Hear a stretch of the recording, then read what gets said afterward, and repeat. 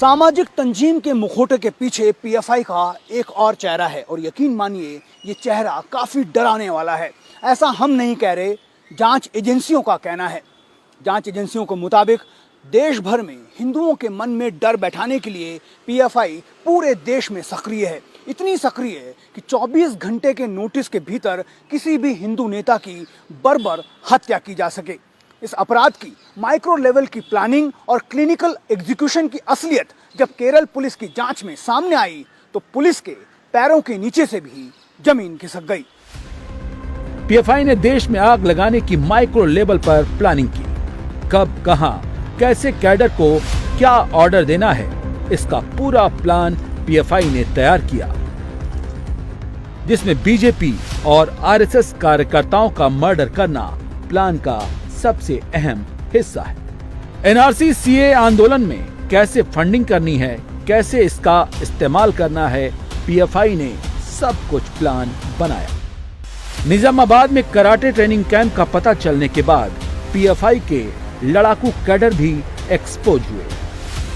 बिहार शरीफ में इसके कैडर से 2047 में इस्लामिक राष्ट्र के मंसूबे की बात का भी पता चला। उमेश कोल्हे और कन्हैया लाल के मर्डर के बाद सरतन से जुदा गैंग के कनेक्शन में पीएफआई के कैडर का इन्वॉल्वमेंट सामने आया। पीएफआई का पाप जैसे जैसे दिखाई दिया वैसे वैसे नेशनल एजेंसियों के रडार भी एक्टिव हुए, लेकिन पीएफआई के हेड प्लान का असली खुलासा अब हुआ है। जब केरल के आरएसएस कार्यकर्ता श्रीनिवासन की हत्या में शामिल 27 पीएफआई कार्यकर्ता पकड़े गए और उनके मोबाइल से जो कुछ मिला उसने पीएफआई के असली चेहरे को एक्सपोज कर दिया। जांच एजेंसियों को पता चला है कि पीएफआई के टारगेट पर सिर्फ श्रीनिवासन ही नहीं बल्कि केरल के कम से कम 100 बीजेपी और आरएसएस के लीडर्स हैं। इस जानकारी ने जांच एजेंसियों की नींद उड़ा दी। आरएसएस बीजेपी के नेताओं को मारने के लिए पीएफआई ने माइक्रो लेवल पर प्लान तैयार किया।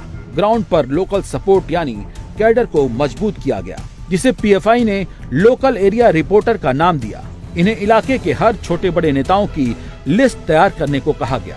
जिन नेताओं को मारना है उनकी हर एक्टिविटी पर नजर रखी जाती।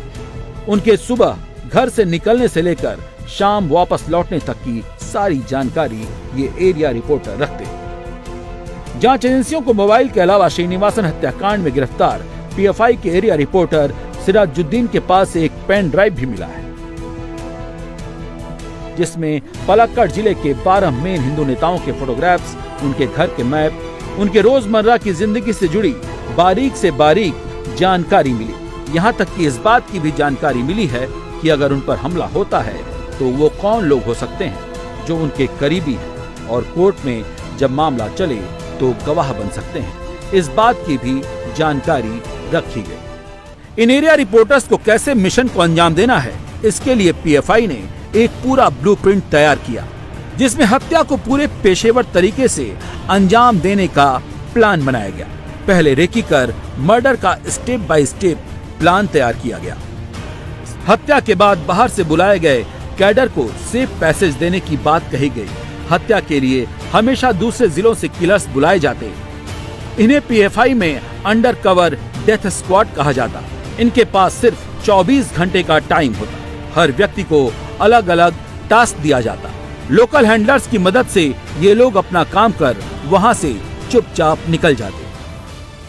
पीएफआई इन बातों से लगातार इनकार करता रहा है, लेकिन सच्चाई ये है कि पीएफआई का सामने का चेहरा कुछ और है और पीछे का चेहरा कुछ और, जिसके सॉलिड सबूत एजेंसियों को मिले हैं, जिसमें 24 घंटे के भीतर ही पीएफआई ने आरएसएस नेताओं को मरवा दिया। आरएसएस के कार्यकर्ता श्रीनिवासन की हत्या 16 अप्रैल 2021 को हुई। इसके बमुश्किल 24 घंटे पहले 15 अप्रैल को एलापल्ली में पीएफआई के सुबैर की हत्या हुई थी। 18 दिसंबर एसडीपीआई के राज्य सचिव केएस शान की हत्या हुई। ठीक 12 घंटे के भीतर ही बीजेपी राज्य समिति के सदस्य रंजीत श्रीनिवास की हत्या हो गई। मैं पप्पू हूँ। हमने टोटी चोरी कर ली। हम गधे हैं।